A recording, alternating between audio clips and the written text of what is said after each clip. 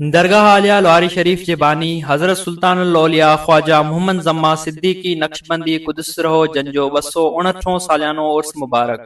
दरगाह आलिया लवारी शरीफ ते निहायत अकीदत ऐं एहतराम सां मल्हायो वियो। उर्स मुबारक जी मुख्य तकरीब मौजूदा सजदा नशीन हज़रत क़िबला पीर मोहम्मद सादिक कुरैशी नक्शबंदी जन तरफ़ां दरगाह आलिया लवारी शरीफ ते थी गुज़री, जंहिंमें जनाब पीर मोहम्मद साले Qureshi Naqshbandi chairman municipal committee Badin जन पिण शिरकत कई। जॾहिं त दरगाह आलिया लवारी शरीफ जा मुरीद ऐं अक़ीदतमंद हज़ारनि जे तइदाद में शरीक थिया। तक़रीब जो आगाज़ फजर नमाज़ सां कयो वियो, जंहिं बैदि क़ुरान ख़ानी, तस्बीह ऐं हम्द सना बैदि दुआ घुरी वई, जंहिंमें पाक फ़ौज, मुल्क ऐं क़ौम जी सलामती ऐं तरक़ीअ लाइ ख़ुसूसी दुआऊं पिणु घुरियूं वयूं। उर्स मुबारक जे मौक़े ते आयल मुरीदनि ऐं अक़ीदतमंदनि लाइ लंगर सॼो ॾींहुं जारी रहियो।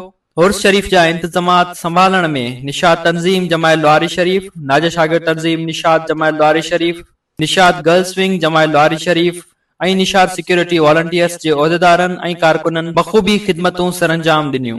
ॿिए तरफ़ दरगाह शरीफ हज़रत काज़ी अहमद कुरैशी रहमतुल्लाह अलैह ऐं इस्लाम क्लब कराची में पिणु उर्स शरीफ निहायत अक़ीदत ऐं एहतराम सां मल्हायो वियो।